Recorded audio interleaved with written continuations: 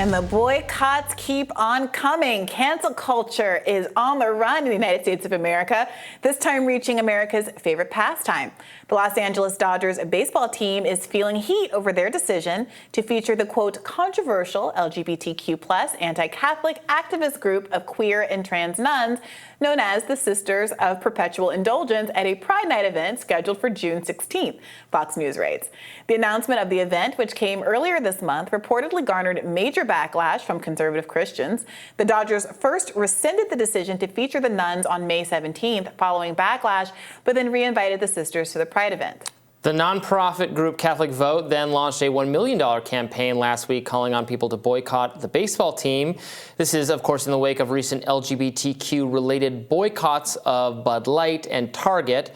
Catholic Vote President Brian Birch told Fox News on Sunday, "Our organization exists to give Catholics a voice, especially on fights like this where woke corporations like the Los Angeles Dodgers have decided to honor and celebrate a detestable, vile, and perverse anti-Catholic organization." The team relaunched their Christian Faith and Family Day after protests over the Pride Night, which is set for July 30th, and pitcher Clayton Kershaw publicized the event, saying it would be bigger and better than it was before COVID. Now, Robby, help me understand. I think it's fine for the Dodgers to have a Christian Faith Night. I think it's fine for them to have a Pride Night. I think there are gay Catholics.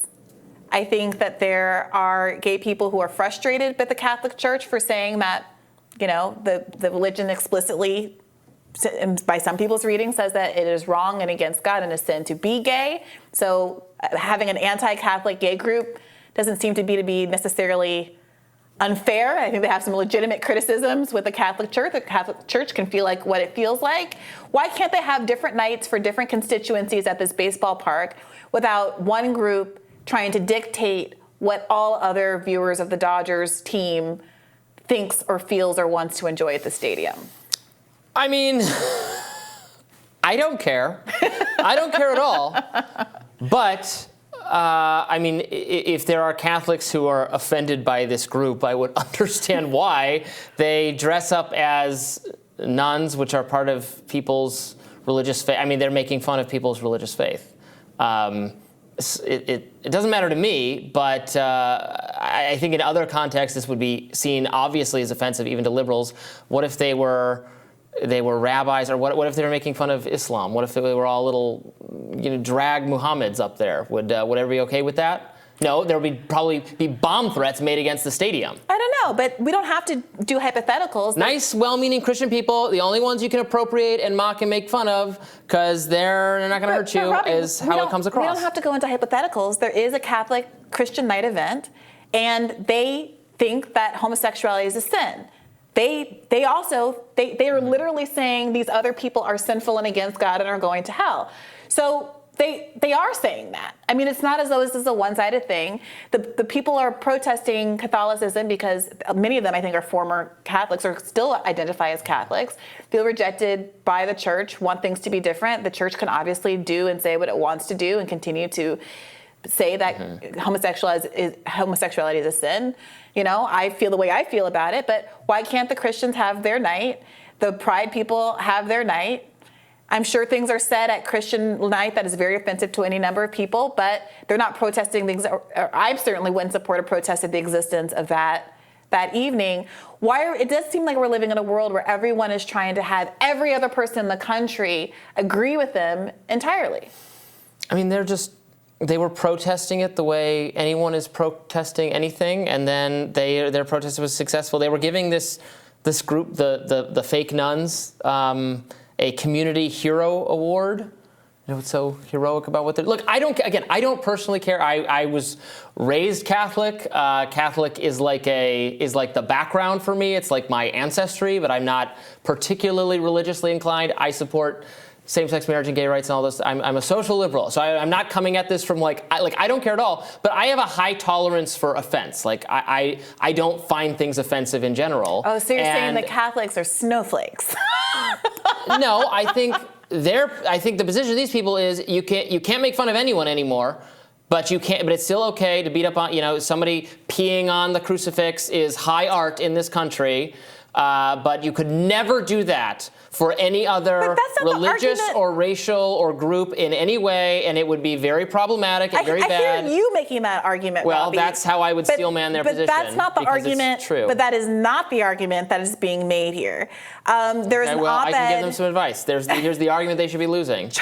They should say, my culture is not your goddamn prom dress, is what they should say. Well, it's also the nuns' culture. They are also Catholic.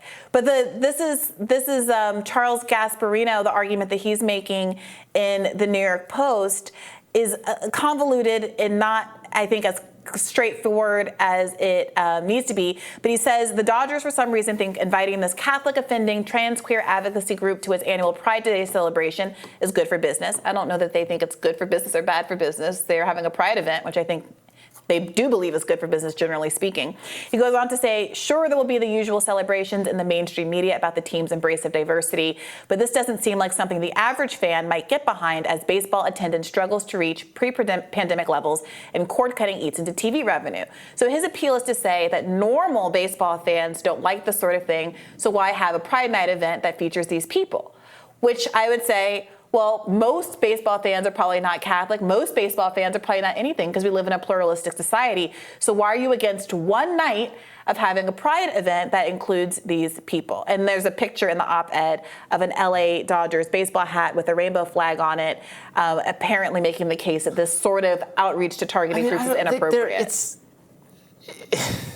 Like these are like, if I was taking my nieces and nephews to a baseball game, which is something I would never do because I don't enjoy baseball very much, and then there was like a performance of the Insane Clown Posse or something instead, I would be like, why are we doing this? This is Pride Night. This is a Pride Night, so you can. Can't it just be like a rainbow on a baseball cap or something? Well, they're objecting. By implication, they're objecting to that as well. Because I don't care. Well, I know you're not objecting to it, but these are the kind of arguments that the prominent conservatives are making, that people like Ron DeSantis are making. Shrieking and anger in this country every time someone dresses up some way at a Halloween party that makes people mad. And Catholics are the only Christian groups more broadly find to mock them, find to mock their religion, and they're meekly objecting here. Okay, so let me read more of this objection here in the New York Post. The author goes on to say, certainly not average baseball, but who would like this? That's the implication here. Certainly not average baseball fans who don't want woke politics shoved down their throat when they're trying to digest a hot dog and beer that can run them $20. I think he's setting himself up for a joke a little bit with digesting. Yeah, here we go again. Every year, the Dodgers hold something called LGBTQ plus Pride Night. There will be an award celebration, a DJ in center field, and people will indulge in some adult beverages from Pride-colored cups. My goodness, beer at a baseball game. As you might expect, he goes on to say, I prefer my sports sans this stuff, but if you're going there, this seems like a pretty innocuous way to do it. But the woke progressive movement, like the Marxist revolutionaries before them, won't stop until they have re-educated the masses into total conformity with their ideology. So again, the question is the Pride Night Marxist ideology imposing conformity? And if it is, why isn't the Christian night that's being held on a different night not considered to be also an imposition of beliefs upon the masses? I don't know if it's a Marxist imposition on the masses, but I don't know. Again, I'm not offended, but if you're a practicing Catholic, you would offended by these costumes, I would not blame you the way it would be offensive in any other religious context. Yeah, I think that if you want to be offended, you want to be offended, but the question isn't being offended because, again, all of these people exist in this group because they are offended by the teachings of the Catholic Church. Now, again, live and let live. Mm-hmm. But only one person is trying to boycott and cancel the other person out of existence in this context.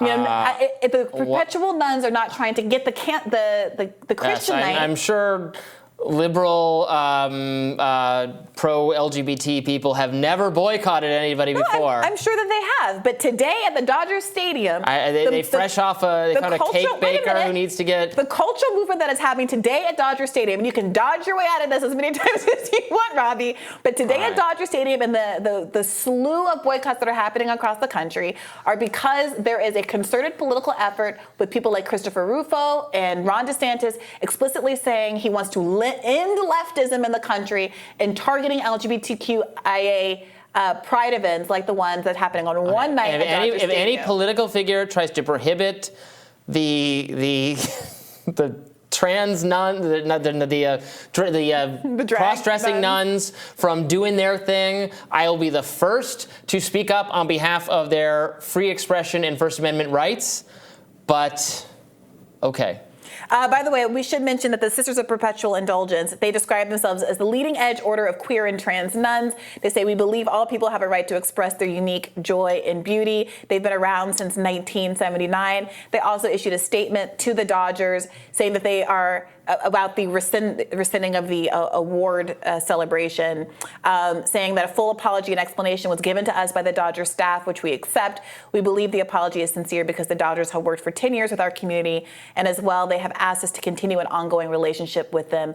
In the future, if similar pressures from outside our community arise, our two organizations will consult and assist each other in responding alongside our colleagues at the Los Angeles LGBT Center and others from the community. We are now more closely tied with the LA Dodgers than ever before. That's great. All right, you can let us know in the comments what you think about this story. We'll be reading, and we'll have more Rising right after this.